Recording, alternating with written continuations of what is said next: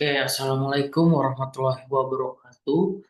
Perkenalkan nama saya Muhammad Taufikur Rahman dengan NIM 07221060 dari Program Studi Teknik Sipil Angkatan 2022. Saya berasal dari kelas Infrastruktur Tanah Gambut dan Rawa A. Tujuan dari presentasi kali ini yaitu untuk mereview jurnal infrastruktur di lahan rawa atau gambut.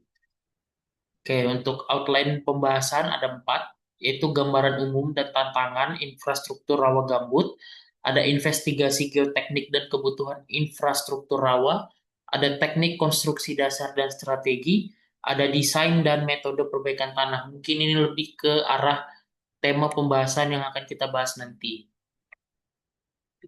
Oke, latar belakang. Pertama ada kajian tentang infrastruktur di atas tanah rawa dan gambut sangat penting karena kondisi tanah tersebut memiliki sifat geoteknik yang unik sekaligus penuh tantangan. Tanah gambut dan rawa umumnya memiliki daya dukung yang sangat rendah, kadar air tinggi, serta sifat kembang susut yang ekstrim. Jika tidak ditangani dengan tepat, sifat ini dapat menyebabkan penurunan tanah yang besar, ketidakstabilan konstruksi, bahkan keruntuhan bangunan dalam jangka panjang. Oleh karena itu, pemahaman mendalam mengenai karakteristik tanah rawa dan gambut menjadi dasar utama dalam merencanakan serta membangun infrastruktur yang aman dan berkelanjutan. Selanjutnya di tujuan penelitian, tujuan mereview jurnal tentang infrastruktur pada tanah rawa dan gambut adalah untuk memperoleh pemahaman yang lebih mendalam terkait permasalahan teknis, metode perbaikan, serta pendekatan desain yang digunakan dalam pembangunan di atas kondisi tanah yang memiliki sifat lemah dan tidak stabil.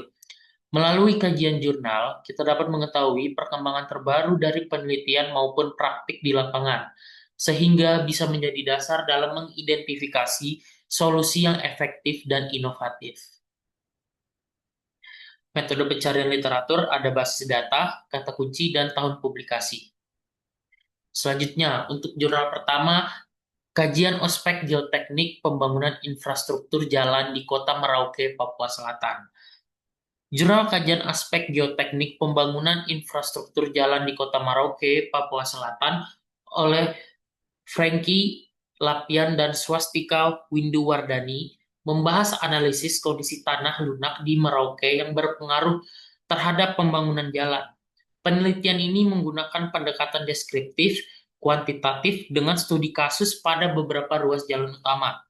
Melalui observasi lapangan, uji laboratorium, dan wawancara, hasil menunjukkan bahwa tanah di wilayah studi didominasi lempung berplastisitas tinggi dan gambut dengan daya dukung rendah, sehingga menyebabkan kerusakan seperti retak, amblas, dan deformasi permukaan jalan dalam waktu singkat.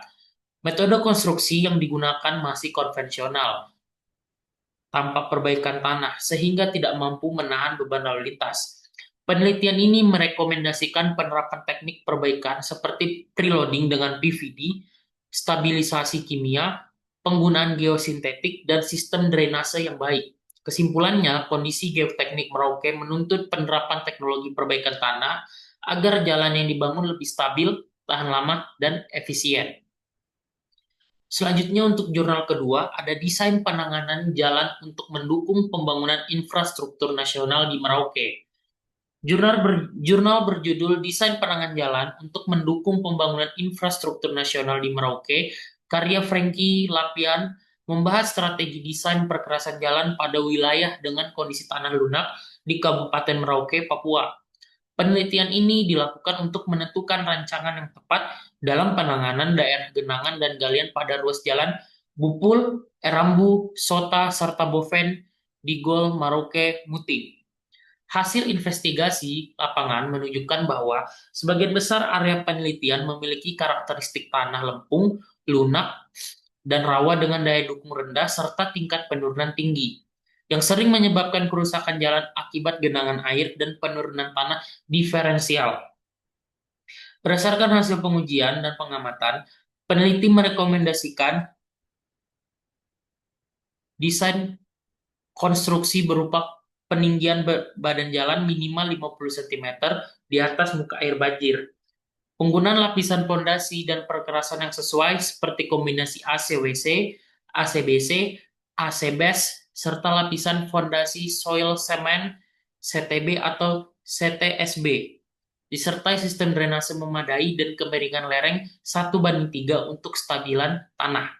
Kesimpulannya, desain penanganan jalan ini dianggap efektif dalam mengatasi permasalahan tanah lunak dan genangan di Merauke sehingga dapat mendukung kelancaran pembangunan infrastruktur nasional di wilayah Papua bagian selatan. Selanjutnya ada jurnal ketiga yaitu perencanaan preloading dengan penggunaan prefabricate vertical drain untuk perbaikan tanah lunak pada jalan tol Pejagan Pemalang. Jurnal karya Ataya Zafirah dan Dewi Amalia ini membahas perencanaan perbaikan tanah lunak pada proyek jalan tol Pejagan Pemalang dengan metode preloading dan prefabricate vertical drain atau PVD. Permasalahan utama di tanah yang lunak, berpori besar dan memiliki permeabilitas rendah. Dari hasil analisis, tanah hanya mampu menahan beban timbunan setinggi 5 meter, sementara kebutuhan di lapangan mencapai 11 meter. Oleh karena itu, digunakan kombinasi preloading dan pemasangan PVD tipe C2 drain atau CT882 dengan jarak 1,2 meter dan kedalaman 10 meter dalam pola segi 4. Metode ini mempercepat proses konsolidasi sehingga waktu penurunan total 2,122 meter dapat tercapai hanya dalam 11 minggu. Dibandingkan 38 tahun jika tanpa perbaikan, penimbunan dilakukan bertahap dengan kecepatan 1 meter per minggu, meningkatkan kekuatan geser tanah CU dari 2,5 T per meter persegi menjadi 7,7 T per meter persegi. Total biaya pekerjaan penimbunan dan pemasangan PVD sesuai desain adalah 3,45 miliar. Hasil penelitian menunjukkan bahwa kombinasi preloading dan PVD efektif untuk mempercepat konsolidasi, meningkatkan daya dukung tanah, dan mengurangi waktu konstruksi pada tanah lunak. Analisis kritis. Untuk jurnal yang pertama, tantangan teknis utama yang dihadapi adalah kondisi tanah di wilayah Merauke yang didominasi oleh tanah lunak berplastisitas tinggi dan gambut dengan kadar air sangat tinggi, serta daya dukung yang rendah. Kondisi ini menyebabkan terjadinya penurunan tanah diferensial, deformasi permukaan jalan, dan kerusakan struktural yang cepat setelah jalan dibangun. Selain itu, sistem drainase yang kurang baik memperburuk stabilitas jalan di wilayah tersebut. Penelitian ini memiliki keterbatasan karena bersifat deskriptif dan belum melibatkan simulasi numerik atau uji eksperimental untuk menguji efektivitas metode perbaikan tanah yang direkomendasikan, seperti penggunaan PVD, stabilisasi kimia, dan geosintetik. Meskipun demikian, penelitian ini memiliki relevansi tinggi bagi Indonesia, terutama di wilayah timur seperti Papua, Kalimantan, dan Sumatera yang banyak memiliki lahan rawa dan tanah lunak. Kajian ini memberikan wawasan penting tentang strategi teknis dalam perencanaan dan perbaikan tanah yang dapat diterapkan pada proyek infrastruktur nasional di wilayah dengan kondisi geoteknik serupa.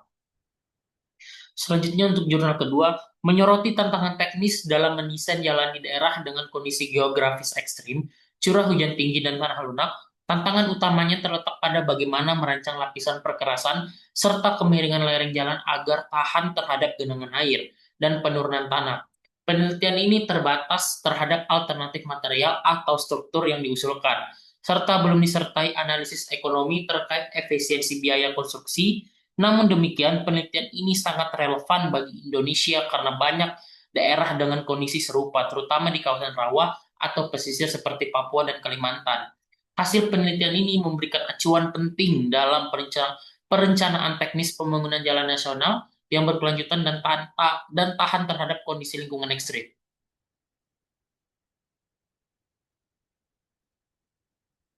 Oke, diskusi integratif. Ketiga jurnal membahas permasalahan tanah lunak yang berkaitan dengan materi geoteknik seperti daya dukung tanah, konsolidasi, dan stabilisasi. Jurnal pertama menekankan analisis karakteristik tanah dan solusi perbaikan, sedangkan jurnal kedua fokus pada desain teknis jalan di daerah genangan, dan jurnal ketiga mengkaji efektivitas preloading dan PVD. Ketiganya menunjukkan kepentingan pemilihan metode perbaikan sesuai kondisi tanah untuk menjaga kestabilan konstruksi. Kesimpulannya, ketiga jurnal menegaskan bahwa tanah lunak memiliki daya dukung rendah dan perlu penanganan khusus seperti preloading, PVD, stabilisasi kimia, serta geosintetik. Penelitian lanjutan disarankan menggunakan analisis numerik dan uji lapangan jangka panjang agar hasil desain lebih akurat serta penerapan metode yang menyesuaikan kondisi lokal untuk infrastruktur di lahan rawa. Mungkin itu saja dari saya. Kurang lebihnya mohon maaf. Terima kasih. Assalamualaikum warahmatullahi wabarakatuh.